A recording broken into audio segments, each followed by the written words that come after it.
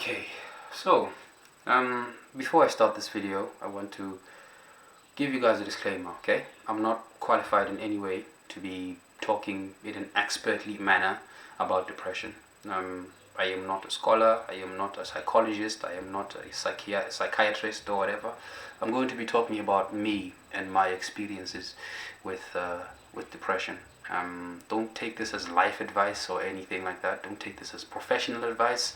I urge that you go to the experts because they are called the experts for a reason. But yeah, let me just start. Give you the law, the background story. Um, my earliest memories of depression started when I was around 13 years old, going from grade 7 to grade 8, high school. I was bullied as a child in school, and it's a very traumatic experience. Um, you develop kind of antisocial tendencies. You don't really want to be around people and so on, because when you get bullied, you start to think that maybe the world doesn't want me, or I'm not good enough, or why me. Basically, that's kind of the whole gist of the kind of state of mind that you find yourself in, right? So I'm 13 years old, and I am transitioning from going from primary going into high school, right? And when I got to high school, what happened was I got bullied even more.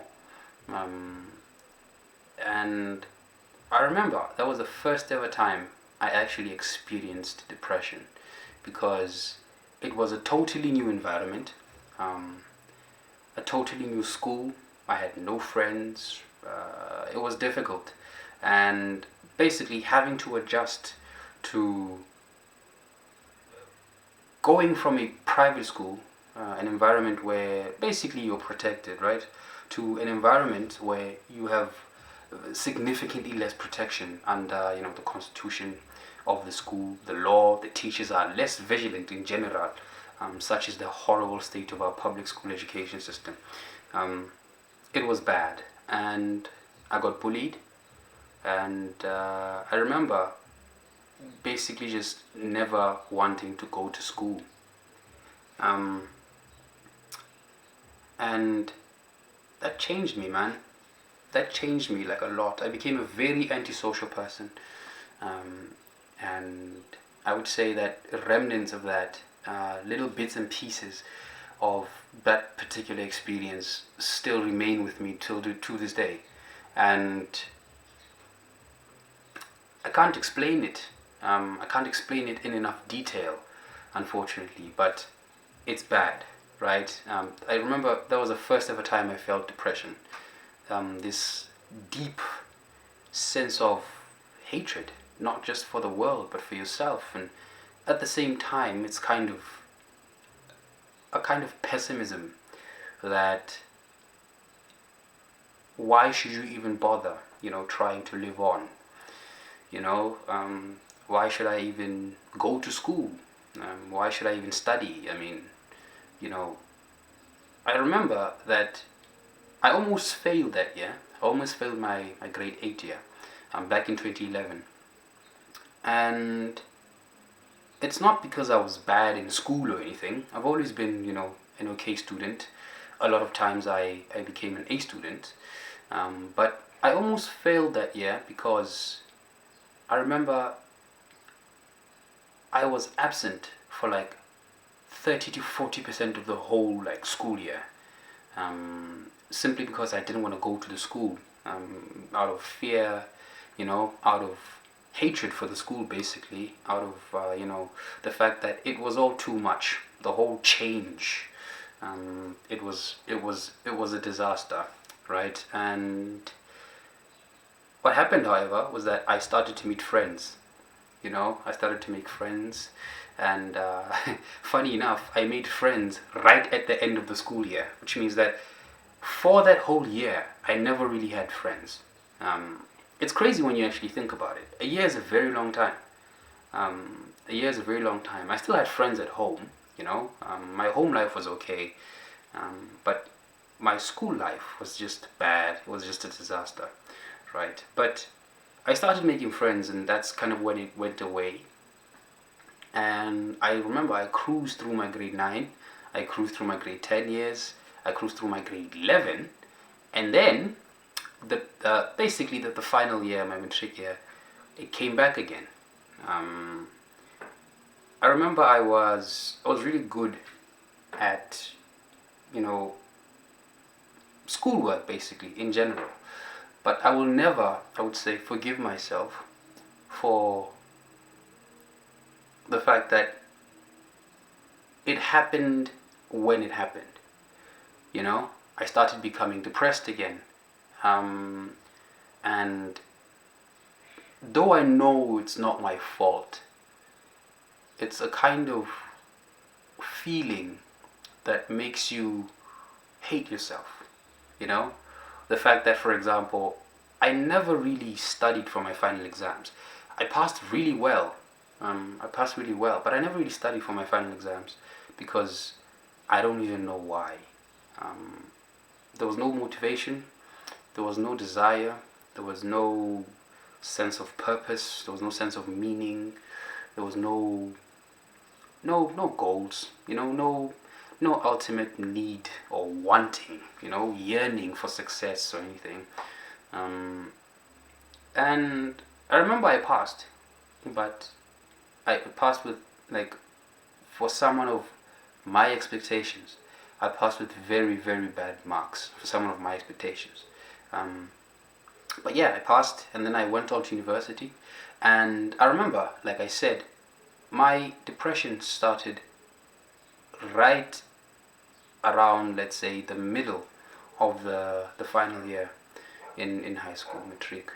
And yes, bruh, it was bad from then. I remember for the next 2 years or so, I would basically I went to university and I would just bunk classes. It was horrible. I remember I was studying mechanical engineering, and then I went on to another university and I studied astronomy. Now, funny enough, these are two things that I wanted to do, but it also didn't help that I was running out of funding, because what happened was that my parents and my grandmother, they were the people who were funding the whole, the whole university experiment and stuff. They gave me about 2 years to get a bursary, right? And I was like, okay, 2 years, it's fine. In those 2 years, I achieved squat. Nothing. I failed some of my subjects. Not to mention the fact that I knew that I wouldn't have funding if I ruined this opportunity, and that's exactly what happened. So I failed some of my subjects and I had to repeat some of them. And the funny thing is, I'm really good at math, like the technical subjects, mathematics, physics, and all those things, right? Those are the ones that I failed. Not surprising, obviously, but I remember this one day, when I met my girlfriend. I didn't really take her to task, didn't pay her any attention, and later on I would talk to her some more and we'd get to know each other, and it suddenly just went away. I wasn't feeling worthless anymore. I wasn't feeling down anymore. I suddenly just woke up and I wanted to do stuff, whereas before I met her, I never wanted to do anything. Life was horrible, life was bad, and I don't know why. I don't know why. There's something about depression that just, I cannot even explain it, and it's really sad because a lot of people have potential, but, and this is kind of like where I go into the whole being coming from a township thing. When you come from a township, the thing is, how do I explain it? We come from households that are extremely religious, right?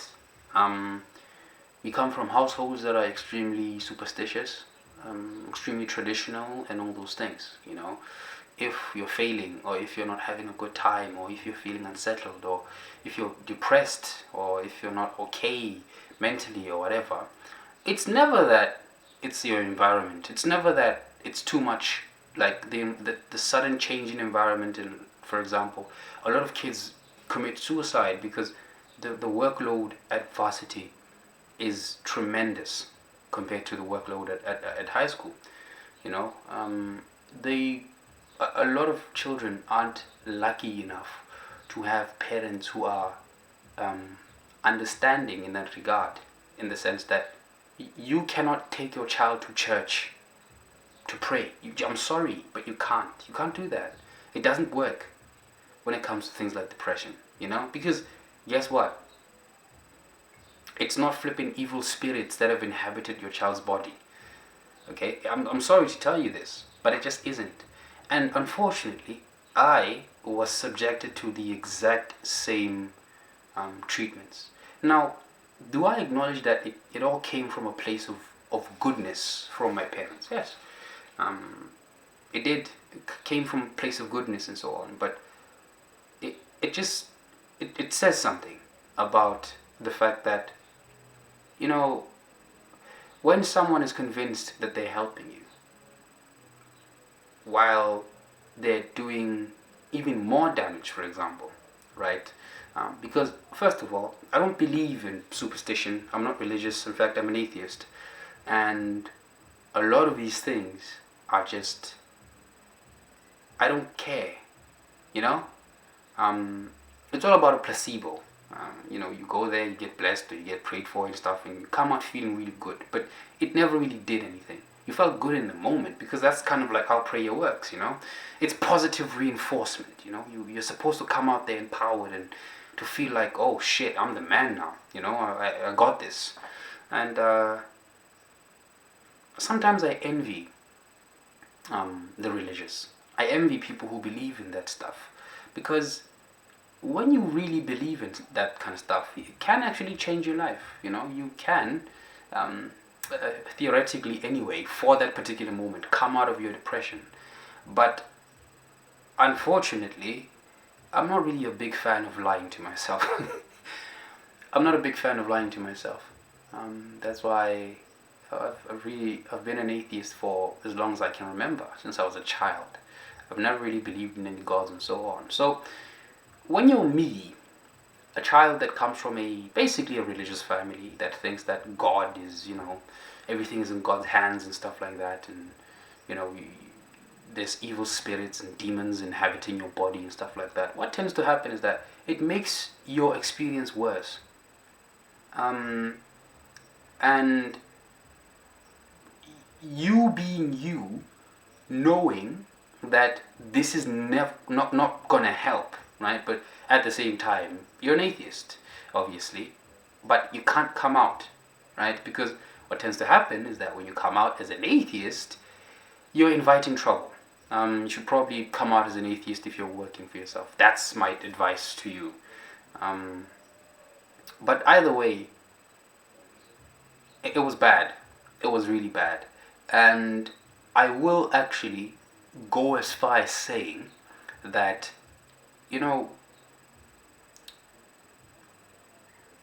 if I hadn't met my girlfriend, I probably wouldn't be where I am today.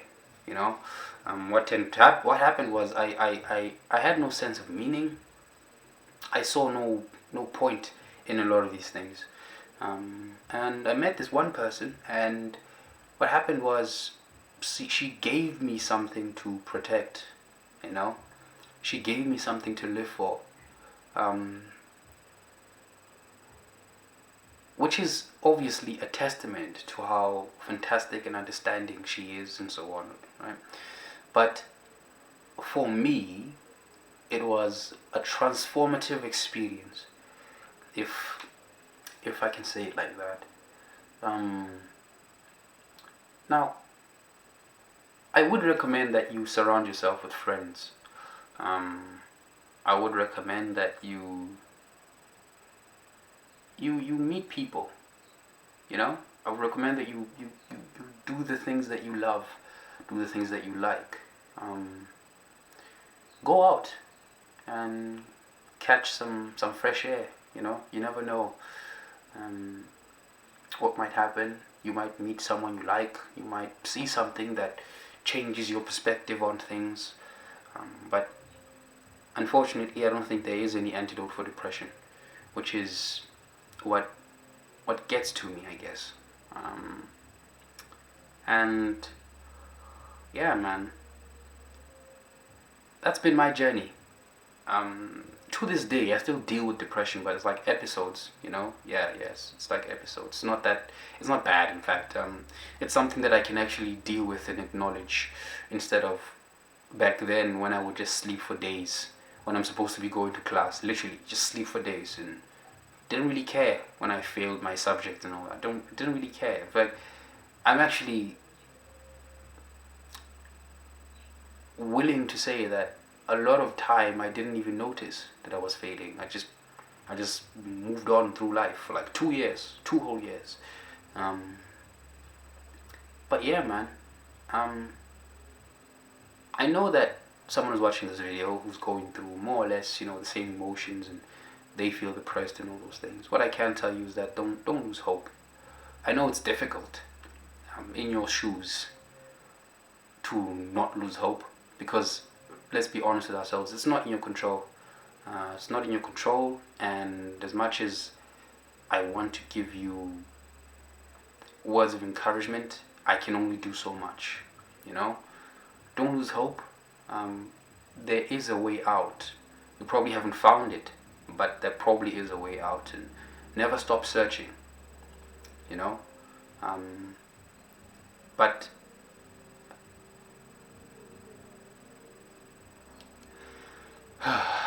shit.